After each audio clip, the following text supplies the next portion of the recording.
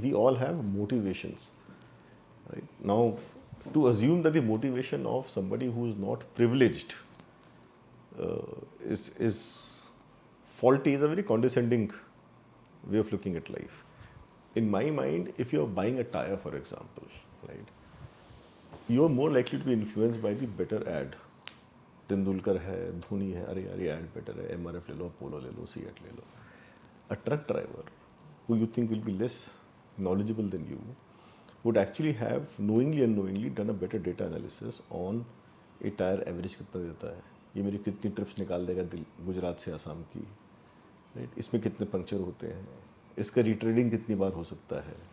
He may not have it on an Excel, right, but he will take a better data driven. Similarly, these people who are in villages will figure out मेरी सड़क किसने बनाई. Right? He is less likely. So, is he influenced by caste, etc.? Absolutely, he is. But I'm saying at the same time, he's also looking at real facts of delivery. हम लोग की उसकी कम ज़रूरत है. You don't need the road as much as he does in a village.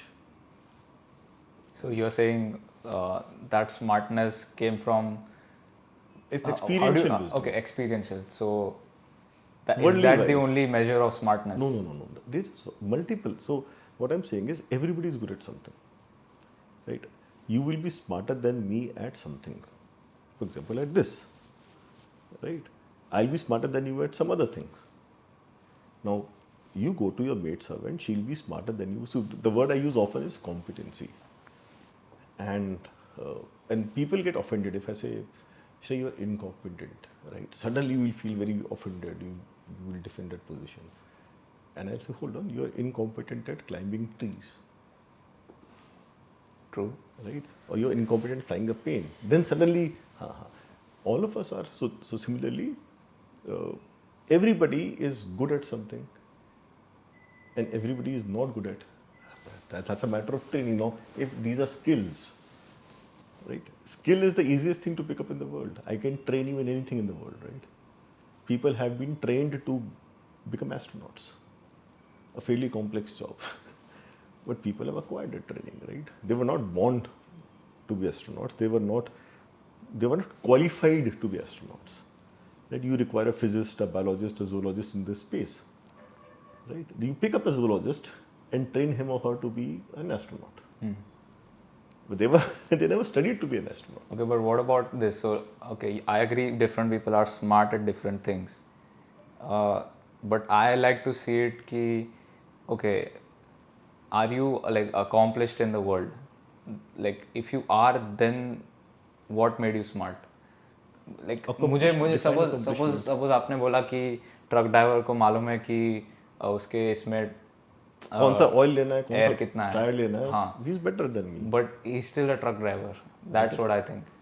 I respect that profession. Even I respect it, but I'm saying कि I don't want to be a truck driver. So why do I listen to that guy? It's an ovarian lottery also, right? What family were you born into? And I'm not saying that is the only thing, because people who are born into poor families, and we'll talk about my childhood. So I mean, I was born into an extremely poor family, right? So yes, but some of us, what I've learned, right, initially is,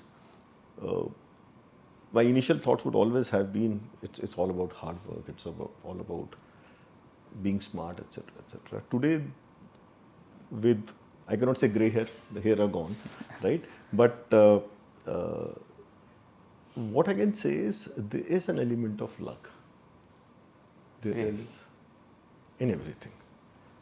Right? Now again, I'm not saying that luck will give you continued success. No. I'm not saying that, छोड़ दो, become a slave of so-called destiny, में जो होगा. I'm not that school of thought. But that day was a job opening in Zydus. That I was contacted by somebody, Zydus में ऐसा ऐसे. That is a stroke of luck. There were thousands of people who would be better than me to do that role. But didn't you create your luck? Essentially. So we all contribute to it, right? We all contribute to it by having worked for that. So there's a quote that says, the harder you work, the luckier you get. Absolutely. So luck will open doors for you. True. At times, not always. at times. I'm just like I'm saying, if I were not competent, I would not get past that Zydus door. I'll have to be competent to A, get into Zydus, B, sustain my uh, job and role in Zydus, right? Continue to perform.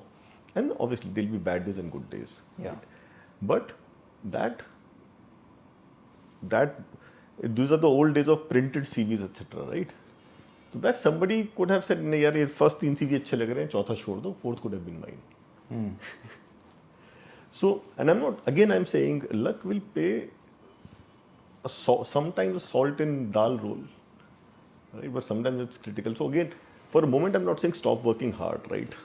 Whatever I have gained is because of huge amount of hard work. Having said that, the truck driver was born into a family, maybe didn't have a privileged schooling, right? Maybe he didn't even go to school, maybe he didn't have the money to go to the school, right? So on and so forth.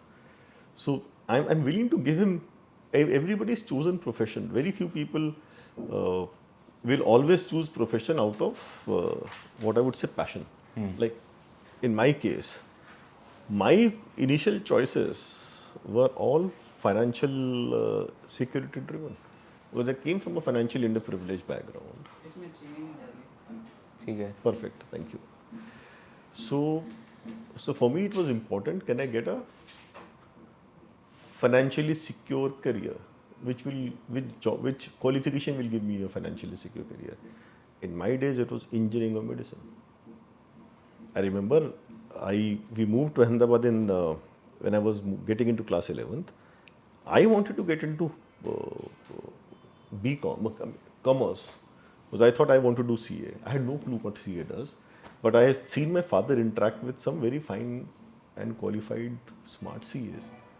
Without having understood what does a CA do, I thought, यार smart लोग हैं, गाड़ी वाड़ी चलाते हैं, तो ये अच्छी job होगी. And I said, मुझे commerce करना. My father said, no, you should do science. So we did science. Then I was a ranker in 12th, and I was getting into both medicine and engineering. And why engineering? 4 साल में आप निकल जाओगे बाहर. Electronics है. क्यों? क्योंकि rank अच्छा था. उस समय अगर BA English was the highest cut off, I would have wanted to BA English. If somebody had said that at that time, BA English will get you the highest paying jobs, I would have done BA English. So it was not and I hated all those 4 years of engineering. I never enjoyed engineering, right? So the first chance I got, I killed my engineering degree with a sales job, which was not going to leverage my engineering a lot. So after you got the engineering degree, you got a sales job? Yeah, campus interviews, the first company which came. The first one? The first one which came, a company called Pertec Computers Limited, doesn't exist today. It was the first company which came to the campus. It was incidentally also, I think if I remember correctly, also the company which eventually paid the highest in all the campus interviews. I got that job, so very good. And that was what I was seeking, right? I didn't even bother to ask job profile क्या होगी, ये मेरा passion क्या है, purpose क्या है, salary मिलेगी, अच्छी मिलेगी, good. Later on, right, world teaches you a lot, you teach yourself a lot. So that's a later journey, but initially, now obviously people, have more knowledge at their disposal. So my daughters have not made the choices which I made. In fact, they said, yeah, we will never make the choices you made. But they're also privileged. Because the freedom of choice will come out of either a huge amount of passion, right? Wherein you are willing to pay a very high cost, which means that you say, I don't bother about money at all. मुझे तो NGO में काम करना है. And it's a very studied choice that I will not earn. Right? Passion is so high, right? You want to work for animals. Your passion is so high, you say, I don't care, it doesn't pay me. Right? Will I make enough to survive? Okay, fair. Now somebody else will say, you know what, I want to lead the conventional life. Or you are so privileged that there is so much of money in your bank balance because of whatever, inheritance or lottery or whatever it is, right? That you can afford to make that choice. Simply because everything else is taken care of.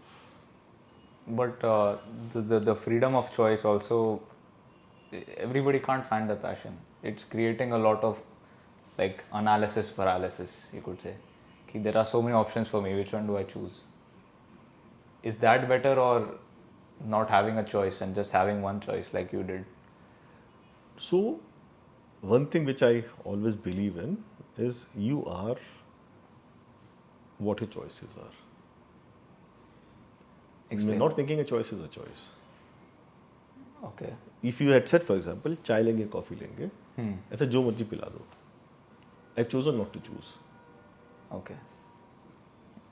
Right? I was very specific. चाय coffee दो, उसमें थोड़ा कम दूध होना चाहिए, etc. etc. I was very clear. This is. But I'm not saying that other is wrong, right? But that's choice. Where you're saying, listen, my choice is, yeah, I do not know whether they have tea or coffee, right? So let me just say, being polite, जो है पिला दीजिए. Then that's a choice, right? Or I am so ambivalent, मुझे कुछ फर्क ही नहीं पड़ता दुनिया में. You made a choice. Can you please sit here? You chose not to reset this, right? Yeah. It's a choice. Yeah. Right? You could have otherwise said, अच्छा आप यहाँ बैठो, चलो let me reset this. Okay, that's lighting is best. Oh, Fair, yeah, but that's a choice. You analyze. Yeah, correct. And so when people say, मैं क्या करूँ, मेरे पास choice ही नहीं है, you always have a choice. The choice may have cost that you're not willing to pay. That's a good one. Yeah. You may, but when do you not have a choice? And this is something which my coach taught me, that between the choicelessness of the place, time of your birth, unless you commit a suicide, the place, time of your death, everything is a choice. You cannot choose where and to whom are you born. Okay. And you cannot choose, again I'm saying, unless it's a assisted death or suicide, you cannot choose when you will die.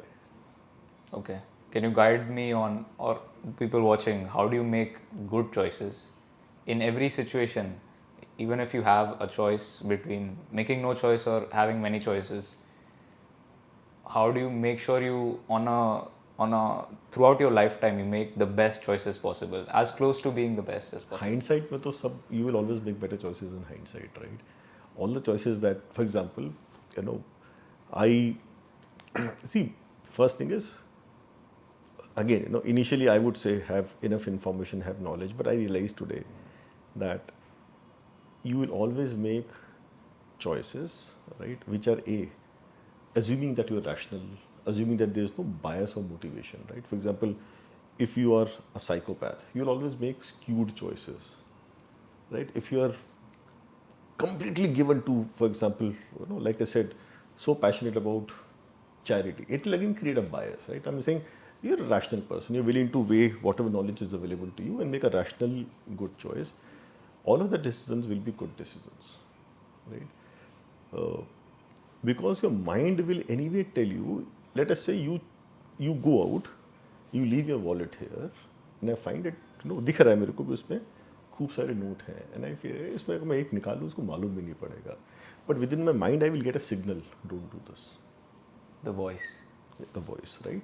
So therefore, when you make, so there's an ethical filter to a decision, right? And then there's a right or wrong decision. Right or wrong will always be judged in hindsight.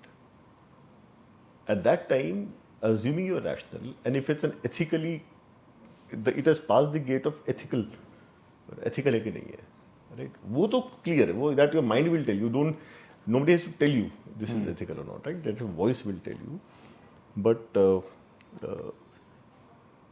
is it right or wrong? At that time, obviously you think it's the right decision that you're taking it. You will not take it otherwise. But within maybe the next day, you will think, what, I could have done this differently, because you may be more data. Now that data could have come from within, from somebody else. The situation would have changed, but that's fine. So nobody makes a series of best decisions. The brightest will not make that. It's impossible. You're taking at that time, and you will never have all the information needed to take that decision, ever. What do you think of the voice that we just met? What is that voice? Because the voice for me, it's like, sometimes I've said it's God for me, because it tells me, it always tells me to do the right thing, the hardest thing, the thing that will make me progress the most. And when I choose to ignore it is when I suffer the most. fair. It's a good way of thinking. For me, the framework is this: that at the center of everything is your value system, Okay. right? And think of this as concentric circles, right? At the core is value, right? Values will give rise to beliefs. Beliefs will give rise to attitudes, and attitudes will cause behaviors. For example, uh, when I was growing up, like I said, I grew up in a fairly impoverished family. You know, for me, what I was seeing was hard. My father was working hard, right? He didn't have any privileges. So somewhere, hard work is an important value, right? Became for me, it became a value for me, right? And I'll also tell you how it creates biases, right? And that hard work will lead to success became a belief, right? And How did it become a belief for you? Because your father was working hard too, and he did not have the life you wanted. no, he was rising, right? Okay, he was rising. He was rising Okay. because he didn't have a. My father lost his father when he was 2 years old. Okay. Right? They came from a good family, but they were thrown on the street in a typical movie manner. And my grandmother, she had 5 kids. They were staying in a single room, no kitchen, no toilets, just a room. Right? And my father has studied under literally street lights. He has picked up cow dung from the streets to make cow dung cakes to sell. And on a job work basis, you would go to a shopkeeper. He will loan you newspapers and glue. And on a job work basis per 10, abhi to you don't see these paper and bags anymore, but earlier they were paper bags, right? Which you will shop in, not these polythene bags. And shopkeepers would need them. So the family would convert the newspapers into paper bags on a job work basis. So this is all they were paying for their school fees, right? But yes, he got himself a degree, right?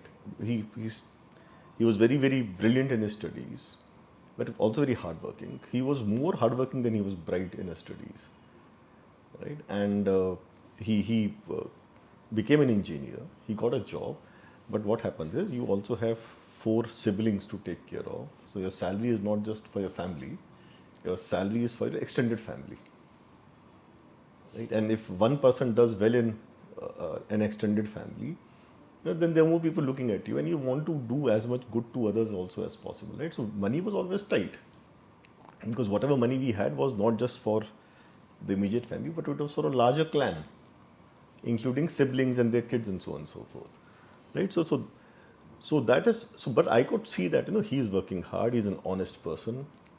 So honest hard work is important to do well in life, because you also as a child, right, you're absorbing from an environment, right? You are not able to create frameworks beyond, and in those days there were no internet. Learning was either from the school books or experiential, or you're observing, right? On my maternal side, because I lost my paternal grandparents quite early. On my maternal side, my both grandparents, they were extremely well-educated people. So somewhere you're seeing education is very important. Hard work is very important. This is what you're seeing, right? My grandfather was a college principal.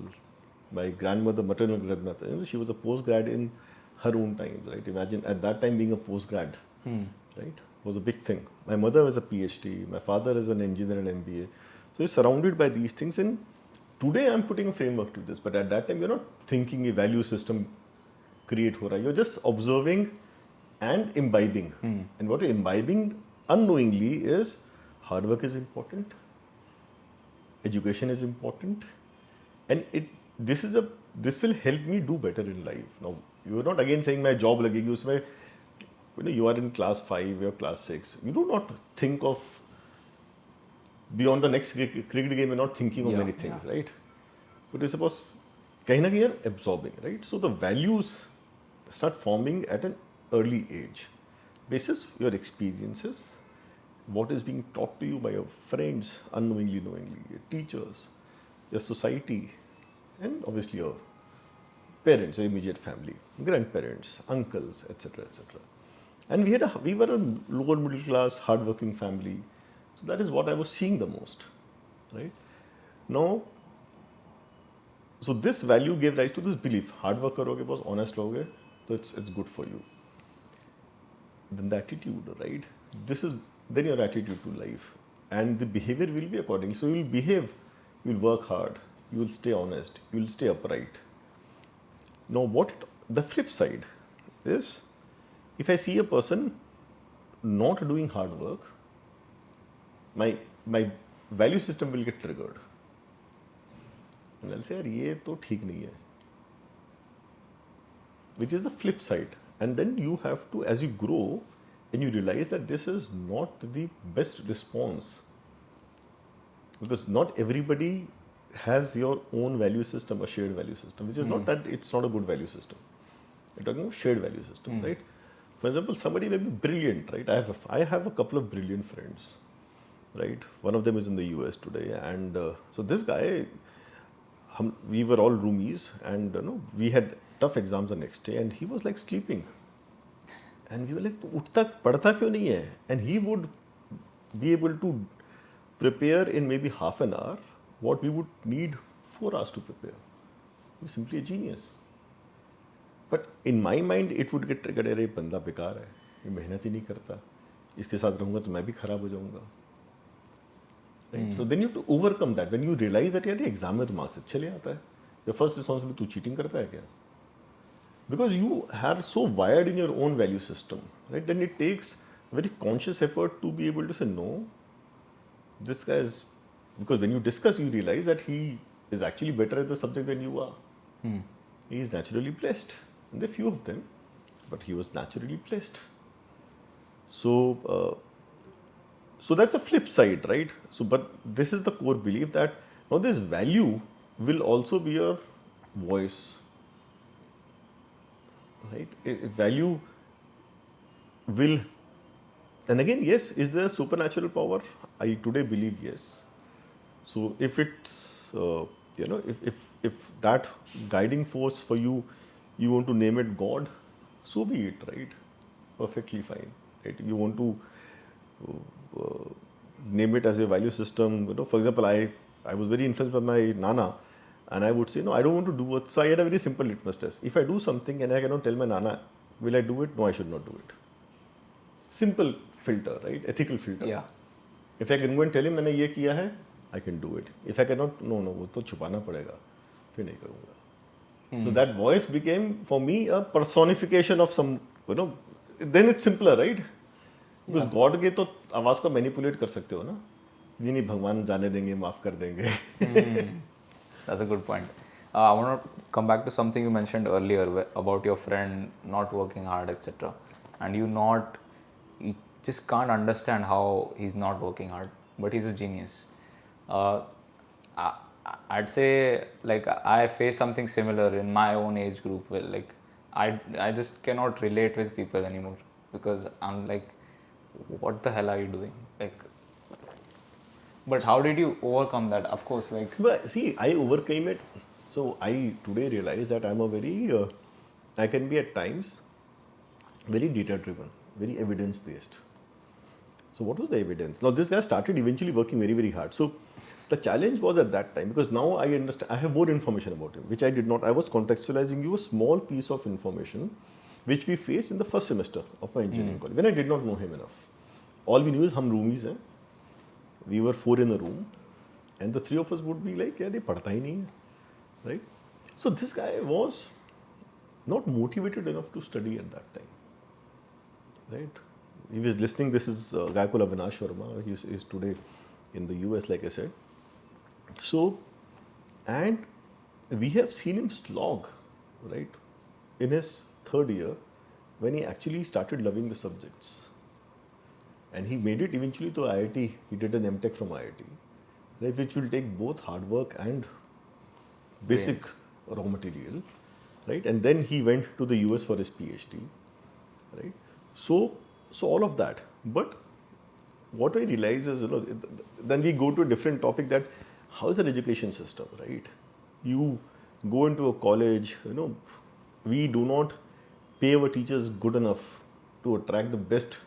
And there's some genuinely motivated, like I said. No, some teachers, we had some brilliant teachers who were there for the passion of teaching, not for the salary which a government college could offer. And we were blessed that we had them as teachers, right? But then there's some who were like, ठीक है, teaching कर लेते हैं, right? And you will have all kinds in a college or a school, right? So I think in the first year, many of us were drifting. We didn't know what engineering is. We just got into it because, like I said, यही अगर marks आए तो engineering medicine ही करोगे और क्या करोगे. And but relating to people for me is a lot of it is on the basis of shared values. The behavior could still be very different because the values may give rise to different beliefs, right? But eventually, if I don't share the value system, and I'm not saying it's got to be a mirror image, then you're talking of clones around you. One of my closest friends from childhood, him and I, we are chalk and cheese. Completely different personalities, very, very different personalities. But some of the values are shared. So, but your question is, you do not relate to some people, which is fine. You're finding yourself. But in your situation, for example, you have so many people in your team. You have to bring them together. How do you do that when you're just so fundamentally different from them? I'm not saying they are wrong or you are correct. Everybody is right and everybody can be wrong on something. Yes. So here, I think the first thing is, again, these are all, my answers would have been very imperfect or wrong 10, 15, 20 years back, right? So I had the advantage of having a coach who helped me with a lot in terms of understanding myself, right? And so I think the core at being with people, right, in a shared goal environment, but different personalities, because each of us, we want to go to Delhi. It's a shared goal. You may prefer to go in a car. I may prefer a train. Somebody else will say, "नहीं मैं तो बहुत time important है." चाहे वो नहीं, in reality, evidence based, but he will take a flight. Assuming all of us are equally resourced in terms of money, we can still make different decisions to achieve the same goal. Different personalities, right? Even those who are going in the car, somebody may want to drive at 120, somebody may be happy at driving at 80, depending on how they're wired. Right? So I think the first thing is, for what I learned is, am I self-aware? Do I understand myself well enough? That does not mean that I can overcome all my rough edges. It is different, right? So all I know is that when I have a bad conversation today, I at least know I had a bad meeting because of what I said. The right? Self-awareness. Self-awareness. Now, it will hopefully allow me to make amends in the next one. Sometimes I may be so much in the flow, and we will talk about this concept because this is something which my coach taught me. It's a very helpful concept. But you sometimes get hijacked. It's called an amygdala hijack. Yes. When your value system gets triggered. Right? For example, suppose I am sitting in a meeting, right? And I think, for the next 7-8 days, there's a tough goal. We all have to work very hard. And somebody says, listen, I have to leave at 5 p.m. today. Right? Now, even what should be a good response would be, okay, ask him one-on-one ideally, क्या हुआ, कुछ घर में problem है, कुछ है, right? Have I not been able to help you understand the importance of this goal, etc., right? Maybe there's something at his home, in which case, obviously, that should take priority over the goal, and the load should be borne by others.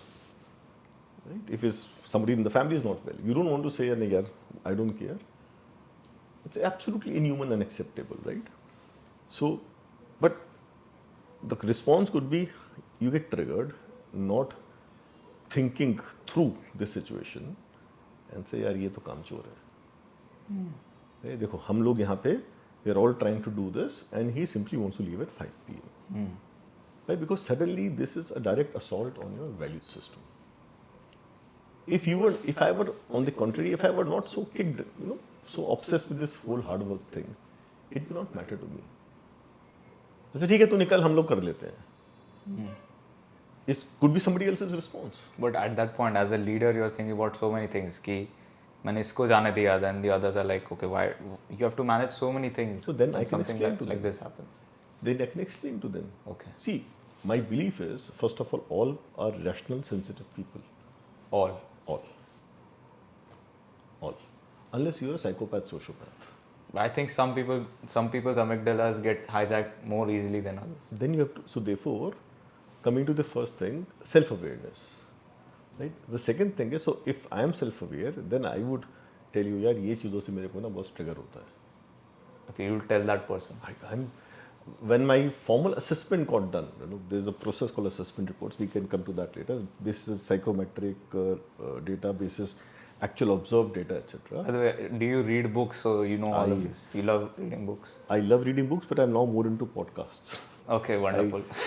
Because I realized that in podcasts I'm able to absorb more. Reading books, when I'm walking for my morning walk, I can, in a way, consume a book, right? Through a podcast. Through a podcast, which I cannot.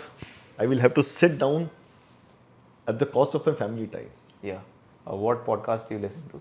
Your favorites? No favorites. I've been this. So what I'll do is, for example, recently, all of this Israel and Hamas thing. So I simply said history of Jews, right? History of Israel. So diverse things came. So I picked up a podcast which was by a rabbi, and then I picked up a podcast by somebody called Thomas. I don't even know, but it's in 2 parts, right? And so these 3 podcasts I heard, and there were some random podcasts, right? Then I went to Spotify. वहाँ पे भी कुछ history पे है, तो वहाँ पे भी कुछ ढूंढा. So it's more topic driven. For me, I'm not following podcasters. Right? I follow topics. So बीच में I was interested in Indian history. So I was saying, okay, Indian history. So it's not like finding person X, person Y. Because then you are getting too much of the same thing eventually, right? So for me, and then I'm now trying to also do, okay, like I heard some podcasts which were largely, I realized after 3 podcasts that I was listening to only Jewish version of Israeli history. They said, okay, there must be different versions of Israeli history, which may not be as present to the Jews, right? But the question which I was trying to figure out is, Jews went through a lot of pain, but why were they singled out for this pain, right? So can I explore that part more, right? But there are different perspectives. So we're not talking about Jews here, but the point is, if you're a fan of Modi, then you would want to also hear things, people who speak against Modi. True. So then you have a full, and then you can form your own opinion. And you may choose to like him, dislike him, or for that matter, any subject. Otherwise, you would get carried away. So do I read a lot? Yes. I was reading a lot. I'm still buying a lot of books every month without reading them. So I'm kind of, that's something, at the end of this, I'll show you my Amazon list, wherein every month I've been, and you will see it's a diverse list of topics. The books which I don't read, which I used to read 2 decades back, were books on management. Okay. I think they're the worst. Okay, you shouldn't read them. I know. I'm not saying what you should not do or do. No, meaning what? So I may start in the future, who knows? But so you could give me a heads up. No. Again, my only learning today is read as much diverse topics as possible. Okay. Today, right? At a point in time, I would simply keep buying these management books. Right? And then I realized they were all pretty much the same. Then I got into this financial management, right? Financial planning. So I suddenly bought, for 5-6 months, I was just buying books on financial planning, investment. And after some time, they're very repetitive. And I realized that I was not simulating myself enough. Because you're getting narrow in what you are reading, right? So, and then I tried to become more contextual, right? Or sometimes, for example, I suddenly developed a interest in Indian history, because when this entire discussion was happening, when NCRT says, we have a biased history, I read some books of Sanjeev Sanyal, right? So he gave different perspectives. And I said, do I know my history? Because history for us was a subject which was fairly boring, so we just slept through history lessons. And a lot of people in our generation, unless they were passionate about history, right, did not read a lot of history with interest, and whatever we were taught today, I realize was a colored version of history, what the government wanted us to read at that. Right? Now with internet, you have 100 versions of the same event available. So when you take all of these together, you will have a holistic view. Somebody is telling you this, like the Aryan invasion theory. Right? Somebody will tell you this happened. Somebody is telling you this did not happen. Both of them are presenting their bits of evidence. It's like listening to two people trying to convince you what is true, and then it's for you to figure out what evidence appeals to you, right? Not what notion. And then therefore, I heard a lot of podcasts of archaeologists. Okay. One of the recent ones was by one gentleman called P.K. Mohammed, who was in the ASI, Archaeological Survey of India, right? And then spoke very well. Then somebody, again, there was a lady who was talking about P.K. Lal, again about archaeology, right? Then I found another lady who was talking about archaeology. So suddenly then you start discovering a topic. And then you say, okay, you're interested in that thread. And then when you look at archaeology, Indian history, there's a whole list of people which come up. Yeah. That's the beauty of all of you, the kind of content that you're generating on, on the net. It's amazing. Yeah, so I'll tell you my situation. So I am interested in many topics, but then I come to the logic of it कि ये जान के मैं क्या करूँ? Meaning, if my problem in life right now is probably to fix my finances, and I suddenly start reading about chess, for example, I get into chess, I'll think कि भाई why am I reading this? My problems are here and I'm doing this. So how do you keep that balance, or what do you have to say on that? You don't. In my mind, like I said, how important does what you're reading have to be to your current situation? First of all, it has to appeal to you, right? I mean, it has to generate some interest for you to be giving 1 hour, 2 hours, whatever hours of your life to it, right?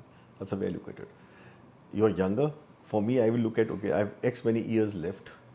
And of that, if I'm giving something 1 hour, 2 hours, it's got to be important, right? Why should I give any time of? So this time which I'm sitting with you, I could be with my family, right? So everything is today a trade-off. So when like I said, my trade-off is I will not read books because I would rather give that time to my family, because I end up traveling for work a lot. I end up being at work a lot.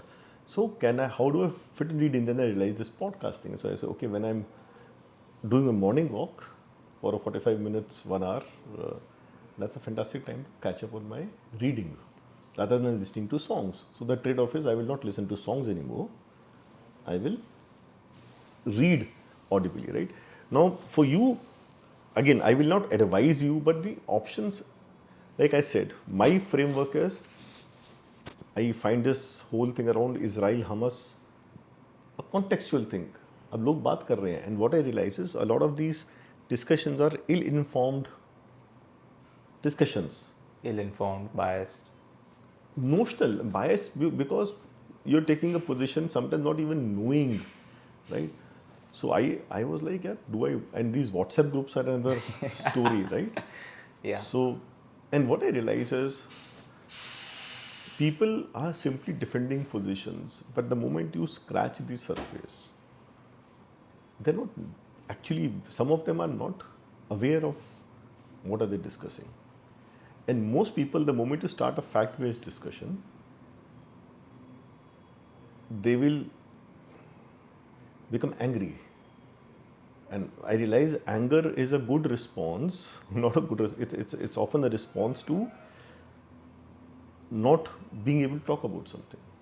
It's feedback. If I counter you with data and facts, tick, tick, tick, tick, tick, and you don't have data and facts to counter me, तो बकवास है. मैं नहीं मानता, ये ठीक नहीं है. And I say, okay, present me a fact which disproves what I just said. I don't want to talk about X, I don't want to talk about Y. You dismiss, right? Then you become dismissive because you don't want to. So, but at the same time, and I'm not doing it to get into arguments, right? First of all, right? I realize that if somebody is going to engage with me a conversation on something, I mean, I have a colleague at work, a guy called Samir Desai, an extremely knowledgeable guy. I find it extremely stimulating to sit with him.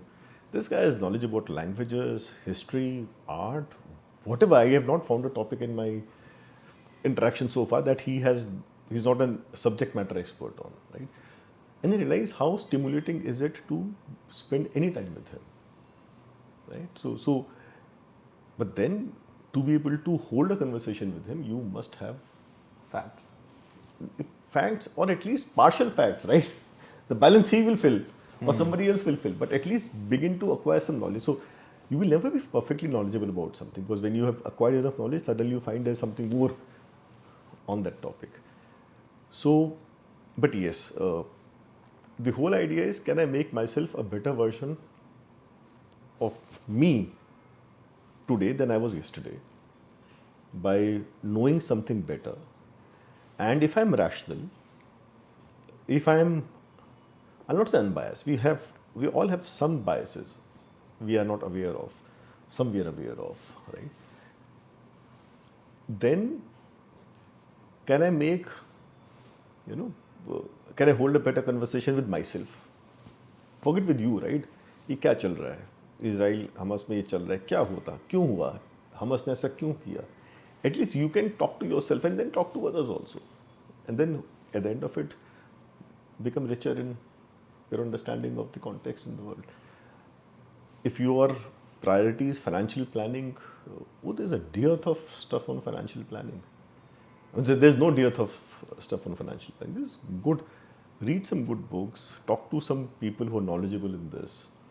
The book which I would recommend you, and I recommend that to everybody, is The Psychology of Money by Morgan Housel. Yeah. Simple, sweet book. And then you can follow his blog. He regularly blogs, Morgan Housel. So it's fantastic. Yeah, I've read that one. It's good. It's a good one. Yeah. उससे ज़्यादा कुछ नहीं पढ़ने की ज़रूरत है. Okay, so I want to go back to leadership. Are you this calm of a leader? Calm? Do you always talk like this? No. I can be... Because you are very charming right now. And I think... I can be very, very pushy. Okay. I can be extremely demanding. I can be extremely unkind to myself. And unkind to yourself? Yes. How so? See, again, this insight I was given by my coach. So, see, what happens is I will set targets for myself which are sometimes beyond possible. What determines that? Nothing, my own value system. As in, what I mean to say is ki who decides ki it's beyond possible? Meaning... So, it's a fantastic question. Yeah. The past data shows that it has not been possible. Is it possible or not? I think it's possible, therefore I'm taking them. But they appear to be very difficult at that time. Let's not call them impossible or beyond possible, but they appear to be extremely difficult at that time, right? They will require superlative effort, not just from you, right? Because I'm not an individual contributor anymore. When I decide something that we should do this, I'm also determining the efforts of others involved. Right? So at an individual contributor level, it is my choice to say, you know what, I will run for 20 kilometers today. That's manageable, yeah. किसी की ज़रूरत नहीं है, मुझे भागना है. Then I say, no, tomorrow I'll run 100 kilometers in 2 hours. Well, so okay, let me try. But it is not costing anybody else anything, right? But when I say, you know what, as a team, let's go, and we will all run for 100 kilometers in 2 hours. Amygdala gets activated. Then people will say, "Arey, tu pagal aadmi hai." They will not say it, but right now, then what it means is, then you're taking today at my leadership, or any leader for that matter, any leader, they're actually taking a call on behalf of a large team on what efforts need to be invested, what resources need to be invested to achieve this goal. So that goal is not just your goal, that goal is a team goal. So when I take a tough goal, what it does is, it's putting a stake in the ground in terms of how we'll have to all mobilize ourselves in terms of efforts. And if I don't achieve that, let's say you think 95 is reasonably achievable, and you think, no, I want to do 98, 99, right? And you tell the team, listen, I think we will hit for 99. The team actually will be a composite of some people who truly believe 99 is possible, some people who think 90 is enough ना, ये क्यों 95 भी क्यों करना है, etc. etc. Right? Now, if you achieve 96, which history tells you highest was so far 95 and you have now hit 96, right? I'll still say, I'm not happy. We should have done 98, 99. Do you still do that? Yeah, I'll beat myself up. Now the point is, I'm teaching myself to be kinder to myself. My biggest drawback often is how do I deal with mediocrity? It's a tough one for me. It's a hijack trigger for me, right? And so I will get into those very, very tough discussions when I feel that is being violated, or people have not put in effort. For example, if I'm getting into a discussion with you, right? You are a part of my team. Now, when I say a part of my team, doesn't mean you're reporting to me. You could be a peer, because team doesn't really mean your reporting team, right? Team is anybody who's working on a shared goal, right? Would be a part of your team. Yes. I'll be a part of their team, right? So let's say the two of us are together. You are a peer, right? And the two of us have to do something for the company to deliver on a large goal, right? If I feel that you're not pulling your weight into this, or you're not the discretionary effort, right? It triggers me. I'm like, तुम्हें दिखता नहीं कि important है company के लिए, right? Now you have to then moderate these responses, and you have to say, okay, there's a better way of giving this feedback. But I would still feel the same way. I would still feel very stressed about, yeah, this is important for the organization. We are getting paid for this, and why are we not seeing it the way it is? So sometimes it's, and I'm sure it happens the other way around also, right? So I don't want to put myself into a higher moral ground and say, listen, I am always putting the highest effort in the need. I'm sure people have felt about me also the same way. Why, Prashant, why cannot you see this? It's so crystal clear that this has to be done, but you're not doing it. You're doing something else. You are dancing to a different tune when a different song is playing, right? So I'm sure, and I know that I am not as good at this as I would like to be. So then, when this hijack happens, I'm not a good person to be around. So and I'm teaching myself that piece, and there are good days and there are bad days. Okay, what would you guide? I have the same problem. Meaning, I'd rather play it solo, because I know कि everything that happens, good or bad, is my fault, and I know where I went wrong, and it's like clear, okay, I have to do XYZ and I'll achieve XYZ. I think like the effort of the effort of delegating your task is more than just doing it yourself. But I know that I have to change. I know I have to become a team player, a leader. But I don't know, man. So, I think the core word which I would, today with experience, I would tell anybody is be kind to yourself and to people around yourself. That's the first thing, right? Be tolerant, be accepting of the fact that different levels of competence, because like we said, skill is off the shelf, right? So I look at people in a 2x2 grid. It's a very simplified grid. Competence and intent. And 2x2 grid, competence, intent. Okay. So competent, not competent. Intent, no intent. Okay. Right? So I'll say, okay. And subconsciously, I'm trying to put people into this. Now, again, not a fantastic framework, but this is what I subconsciously do. I'll say, highly competent, highly intentful. Fantastic. Perfect. Right? I know very light touch guy means, यार ये होना चाहिए, वो बंदा will do it better than you. Right? Then on the extreme end is no intent, no competence. I'll see whether I can trigger at least one of these. Right? Whether can I motivate him, or whether I can give him that competence. If not, then I realize was मेरे से नहीं होने वाला, क्योंकि then this is too much of an effort. I give up. Right? I would not have given up 20 years back because there was more time available, but today I would, because then I would spend more time on the other two, which is one guy is high intent but not competent, which is solvable. Which is more important? Is it better to have somebody that has higher intent or higher competency? Higher intent. Always. Competence is Competence can be taught. Okay. if you have intent. There's a book that I will strongly recommend to you. It's a very thin book called Go Getter. Okay. बिल्कुल इतनी छोटी सी book है, पतली सी book है. Beautiful book on intent. What is the power of intent and achievement orientation? Amazing. It's amazing, right? I wish if I had my way, I would put it in the syllabus for every, pre-teen. Right?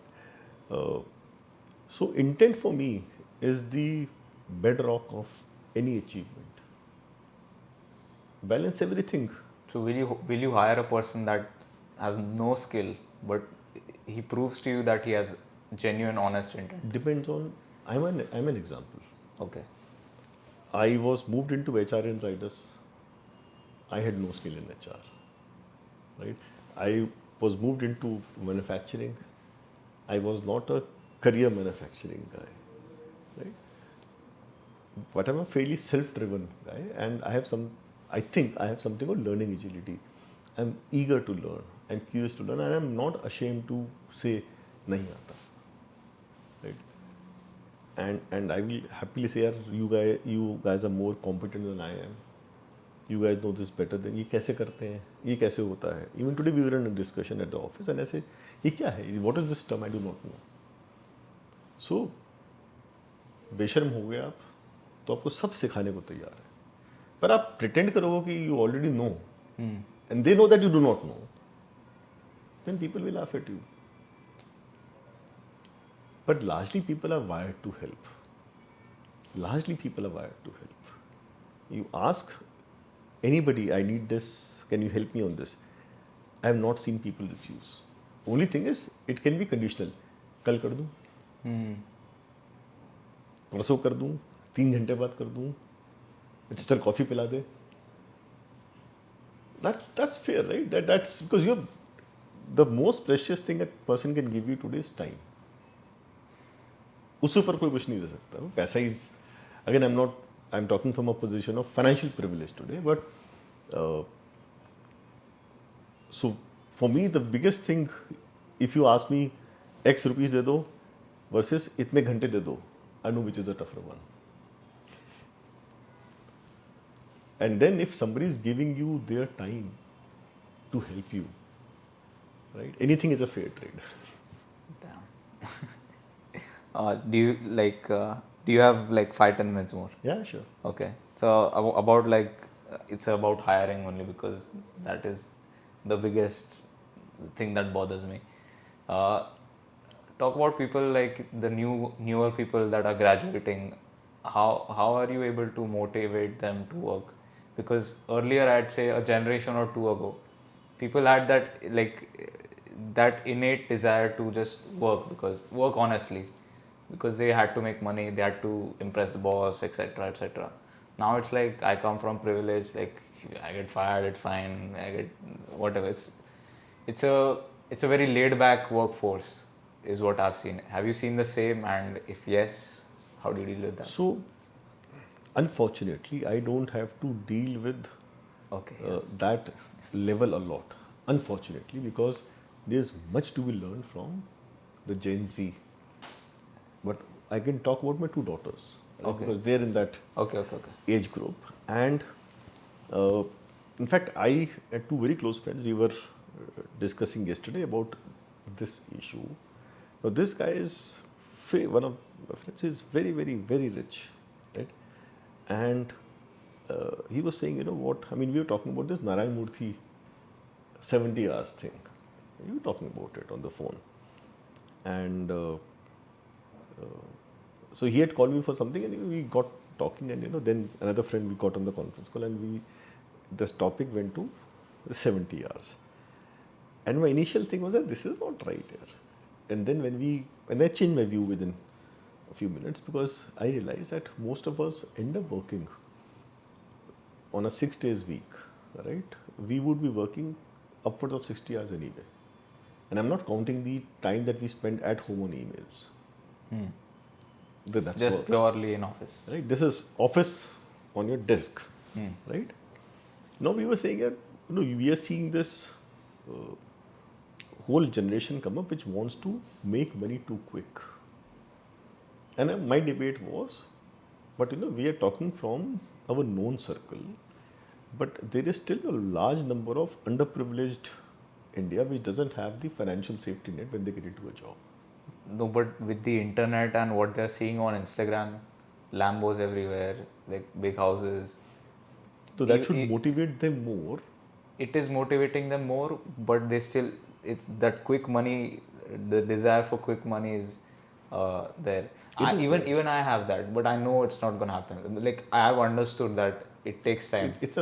See, again, self-awareness. Okay. I think if your beginning point is self-awareness, that it is not going to happen easily, fantastic. So 99% to solve ho gaya. What bothers me today is when we were growing up, right? If within the friend circle, assume a hypothetical situation that you have not ever been to, you have 10 friends who play cricket together, 11, whatever, right? And you have never been to anybody's house. Theoretically. Okay. You would never know कौन कितना अमीर है. सबके वैसे ही shorts या trousers होंगे, सबकी वैसी सी टी शर्ट्स होंगी. The only difference would be somebody would own the bat and he would be the richest guy in your mind. Right? Because he will say, मैं would नहीं होऊंगा, मेरा bat है. Right? Other than that, other than somebody who's, but if it's football, right, and assuming it's school, everybody wearing pretty much the same thing, there were hardly any differentiators. Right? Now, even if you were to go to somebody's home, right, exceptional people would be staying in these nice big bungalows, etc., etc. 80-90% people would stay in pretty much similar houses. Your friends would be from your neighborhood, right, unless they're in the school. But then you're largely unlikely to go to their homes, right, because आप transport क्या है, cycle है या कुछ भी नहीं है. Right? So today, A, yes, internet, but B, by looking at you, I will see a brand. Right? In your glasses, I'll see a brand. Correct. Right? In your mobile, I'll see a brand. So the visible differentiators of wealth are becoming too obvious. Plus the base living, right? The baseline of living is, imagine you're somebody whose annual salary is 4 lakh rupees, 5 lakh rupees, right? And there are many of us in that salary bracket in the country, if you go by the income tax data, right? And somebody whose salary is 50 lakh rupees a year, right? Both of them, and they have a family of, they have a spouse and they have 2 children. Assume a standard, simple family. Assume pre-teens, right? Children who are 12, 11, 10, 11 years, or maybe one is teen itself. Almost all 4 will want a mobile. Irrespective 50 lakhs or 4 lakhs, 5 lakhs. Almost all will want at least one OTT channel at home. At least one two-wheeler in the family. All mobile with data packs. Right? At least English medium school. So suddenly the baseline cost of living for both of them, again the point is somebody may have an iPhone, somebody may have a cheaper phone. But even the cheaper phone will cost 10,000 rupees. And the data pack will at least be 200-300 rupees. That's into 4. So when you, so this is something which indeed bothers me. For me, the only ticket out of this was education and hard work, which still is a ticket. That ticket in my mind forever will be there. Now you may get lucky and you may skip the queue, right? So, which is always possible, right? Now, but if you're not skipping the queue because of some privilege or some lucky instance, right? Mostly there'll be a queue in which you'll have to solve things through hard work and education. And when people say, look at this guy was a college dropout and he's established a multi-billion-dollar organization. I said, yeah, fantastic, but how many of such examples? Compared to this guy went to a college, slogged 4, 5, 6 years, and he's moderately successful. How many of these examples? Obviously, the numbers will be like 1:2 million or whatever, right? Yes. Which one do you want to bet on? But like less people drop out, so it's skewed. No, I'm just saying that. Let's say Okay, lack okay, of I'll be education. honest. Forget the dropout, lack of education. Okay. So what you're saying is, if you don't go to college, you can still make it big. Absolutely, you can. What are the chances? I'll be honest, I'm on the verge of dropping out. That's a choice, right? Okay. I can only give you data. Yeah. And the data is that,